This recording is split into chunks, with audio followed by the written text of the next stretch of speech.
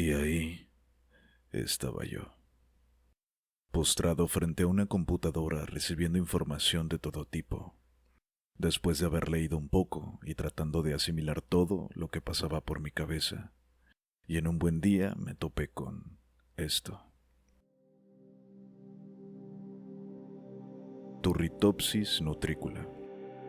Una pequeña y muy bonita medusa que, bueno, como toda medusa, se asume que cumple un ciclo de vida, el cual es muy parecido al de una seta.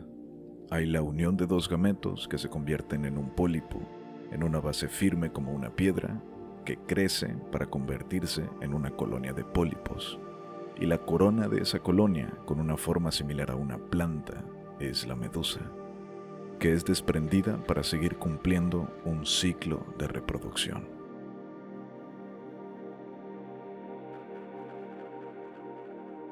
Hasta aquí todo bien, pero la cuestión es que las medusas, una vez que desprenden sus gametos, lo cual es el primer paso de la reproducción, mueren. Se unen los gametos y se empieza a formar el pólipo, etcétera, etcétera. Lo curioso es que la Turritopsis nutricula, una vez que desprende sus gametos, no muere. Por el contrario, se convierte por sí misma en una medusa bebé de nuevo. Esto es posible gracias a un mecanismo llamado transdiferenciación, que consiste en que una vez que las células llegan a adultas, tienen la capacidad de transformarse en células madre de nuevo para volver a generar células jóvenes. Este mecanismo está presente en algunos seres vivos, pero solo en algunas partes del organismo, no en todo el organismo. Esto, por supuesto, ha sido un objeto de investigación y hasta la fecha se conoce muy poco del tema. Pero me dejó atónito, pues sería el primer ser biológicamente inmortal, biológicamente con la capacidad de ser eterno. Pero como la ciencia sigue investigando y no hay una respuesta certera, no pude evitar relacionarlo con temas que he leído. Temas que tienen una relación muy estrecha con el estilo de vida de nuestra querida medusa. Por lo tanto, ¿qué significa la palabra eterno? Bueno, citando a la Real Academia de la Lengua Española, eterno es aquello que no tiene principio ni fin. Esto significa que la mayoría de las cosas que se nos puedan venir a la cabeza tratando de darle un sentido de comparación al concepto anterior, pueden avalar dicho concepto, dando por sentado que realmente nada es eterno. Un ser humano muere, una planta muere, una bacteria muere, una célula, considerada como la unidad mínima y básica de vida, muere. Entonces, si todo tiende a tener un principio y un fin, nada es eterno y la RAE tiene razón. Fin. Pues no. Y para responder esta dicotomía, me di a la tarea de hacer este video. Si hablamos de eternidad, es imposible tocar el tema sin considerar si nosotros mismos siempre hemos estado aquí.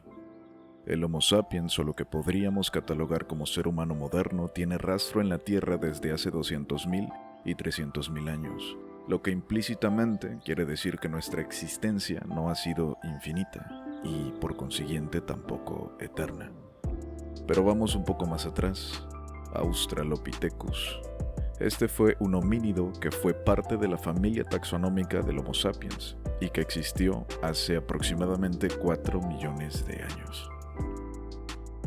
Pero no siendo suficiente retroceder 4 millones de años, podemos retroceder 4.000 millones de años, que es aproximadamente la edad de la Tierra misma. Entonces tampoco se habla de algo infinito en este caso porque estamos hablando de un principio que por supuesto tendrá un fin, cuando seamos consumidos por el Sol. La cuestión es que podríamos seguir retrocediendo y retrocediendo de causa en causa material, hasta llegar a un punto en el que ya no habrá más materia tangible a la que le podamos adjudicar ser causa de algo. Pero si nuestro conocimiento es limitado, ¿qué sentido tiene este video? Bueno, aquí es donde entra en papel la madre y padre de las ciencias, la filosofía. Fueron varios los griegos quienes trataron de dar una explicación a la existencia del todo. Tales de Mileto vio el papel que jugaba el agua para el crecimiento de la vida, vio cómo caía del cielo y cuánta agua se consumía al día por él mismo, concluyendo que el agua debía ser un principio existencial. Anaxímenes y Diógenes se percataron que de manera natural y automática todos respiraban, y cuando a alguien se le privaba del aire, alguien moría, concluyendo que el aire debía ser un principio existencial. Heráclito vio algo más que solo la formación, también vio la destrucción, cada vez que las llamas consumían a un ser vivo para convertirlo en solo polvo. De esta manera concluyó que el fuego debía ser un principio existencial. Empédocles abrazó estas tres propuestas y añadió a su vez la tierra misma. De esta manera se concibieron los 4 primeros elementos tomados como principios de la existencia del todo. Principios que bajo sus criterios eran eternos. Pero, ¿cómo puede ser que del agua, tierra, fuego y aire se pueda generar una vida? Y no solo hablando sobre generar una vida porque, generar una vida puede ser cualquier materia o tumulto de células que lleve a cabo ciclos metabólicos dentro de sí mismo. Pero un ser vivo que sobreviva, busque su alimento, se reproduzca, que tenga sentidos mediante los cuales obtener impresiones sensibles de su entorno, para después convertirlos en recuerdos en su memoria, recuerdos que después de repetirlos una y otra vez puedan convertirse en experiencia y desarrollar un raciocinio para discernir entre decisiones que basándose en su experiencia determine si esa decisión es mejor que la otra. Estamos hablando de un ser vivo más complejo. Entonces, ¿cómo es que del agua, tierra, fuego y aire se puede obtener un ser vivo con estas características? Características que Aristóteles llamó impresión de movimiento. Bueno, estos filósofos se preguntaron lo mismo y, consumidos por el peso de esta divagación de manera astuta, asumieron que había una inteligencia superior que hacía esto posible. Fin. Por otra parte, y como pudimos notar, Aristóteles no estaba del todo de acuerdo con estos 4 elementos de la existencia. Aristóteles planteó que debería existir un primer principio y que no existe una serie infinita de causas ni una infinidad de especies de causas. Y así, desde el punto de vista de la materia, es imposible que haya una producción hasta el infinito. Que la carne, por ejemplo, proceda de la tierra del aire, el aire del fuego, sin que esta cadena se acabe nunca. Lo mismo debe entenderse sobre la movilidad de los seres. No puede asumirse que el hombre ha sido puesto en movimiento por el aire por el sol por la tierra y así hasta el infinito. De igual manera, no puede decirse que la causa final es infinita, decir que salir a trotar es en vista de la salud en vista del bienestar, el bienestar en vista de otra cosa y que toda cosa siempre existe en vista de otra cosa. De esta manera se concluye que no hay algo que sea primero ni algo que sea final.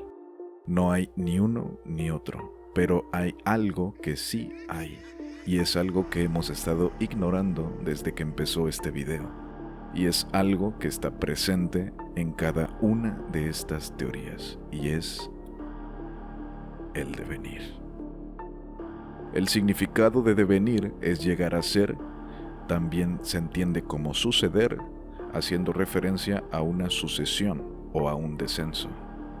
De esta manera, al devenir, es preciso llegar a un principio. No se puede en manera alguna suceder o descender hasta el infinito y decir que, por ejemplo, el fuego produce el agua la tierra y que la cadena de la producción de los seres continúa así sin cesar y sin fin. Ahora, pongan atención a lo siguiente. En efecto, decir que esto sucede de aquello significa 2 cosas. O una sucesión simple, lo que significa que algo precede de algo, pero puede no hacerlo, como decir que de una obra primero está el libro y después la película. Si tomamos este ejemplo, sabemos que puede ser así, o puede que solo se quede en el libro y la película nunca salga. es algo contingente. O bien decir que esto sucede de aquello puede significar una sucesión compleja, o mejor llamado, devenir. Pues un algo llega a ser o se convierte en otro algo. Y esta transición es intrínseca, como por ejemplo entender que el hombre viene del niño. Y he aquí en qué sentido entendemos que el hombre viene del niño. Tenemos dos opciones. La primera y la más sencilla es decir que lo que ha devenido o se ha hecho ha sido producido por lo que devenía o se hacía. La segunda y la más compleja es decir que lo que es perfecto ha sido producido por el ser que se perfeccionaba, porque lo mismo que entre el ser y el no ser, siempre hay el devenir. En igual forma, entre lo que existía y lo que existe, siempre hay lo que deviene. Esto significa, por supuesto, que no podemos afirmar o negar que existía un principio desde el punto de vista de la materia, pues nuestro conocimiento aún es limitado. Pero lo que sí podemos afirmar es que en todo, absolutamente en todo lo que nos rodea, siempre hay un devenir, simple o complejo, pero sigue siendo devenir. De esta manera, aquel ser humano que estudia se hace maestro. Dicho de otra forma, aquel ser humano aprendiz puede devenir sabio. Si aplicamos el devenir en el ciclo del agua, por ejemplo, sabemos que el agua que se nos cayó al suelo se evapora y se convertirá en aire. Una vez llegando a la nube, esta agua se condensa para convertirse en agua líquida de nuevo. Es en este sentido, uno de los dos elementos perece a la producción del otro. Hay un avance y un retroceso que se repite y se repite. Hay un devenir perpetuo. Pero en el caso del hombre que devino del niño, no hay un retroceso de lo que es producido a lo que produce. En otras palabras, el hombre no se convierte en niño de nuevo, porque lo que es producido no es por la producción misma, sino por lo que viene después de la producción. En este caso, no hay un devenir perpetuo. Una vez planteados estos dos ejemplos, nos damos cuenta que es imposible ir hasta el infinito en el caso del agua. Es preciso que haya un devenir perpetuo de un elemento a otro, pues la destrucción de uno es la producción del otro. Mientras que en el caso del hombre que deviene del niño es preciso que entre los intermedios haya un fin. La etapa de gestación tiene su fin al nacer. La etapa de bebé tiene su fin cuando se empieza a hablar con elocuencia. La etapa de niñez tiene su fin en la adolescencia y así sucesivamente hasta llegar a la muerte. De esta manera podemos decir que el primer elemento existencial, 1. Si es eterno, es imposible que perezca. 2. Es imposible que no sufra alguna sucesión o descenso. 3. O sea, no está exento del devenir. Y es que, de no ser por esa medusa, podríamos afirmar que el primer principio sí tendría que tener un fin, porque todos los procesos perpetuos, como en el ciclo del agua, no iban más allá de la materia inorgánica. Era sabido que todos los seres vivos morían hasta ahora. Esto abre mucho el poder de la imaginación, pues quizá nuestra existencia es solo una etapa que precede de una sucesión, cuya sucesión puede tener otra sucesión y así sucesivamente, hasta llegar a su fin, o puede que nuestra existencia sea solo una etapa que precede de una sucesión que después sufrirá un descenso, y continuar así de manera perpetua. Te invito a suscribirte y a dejar un comentario para saber qué opinas al respecto. Estaré leyendo a todos.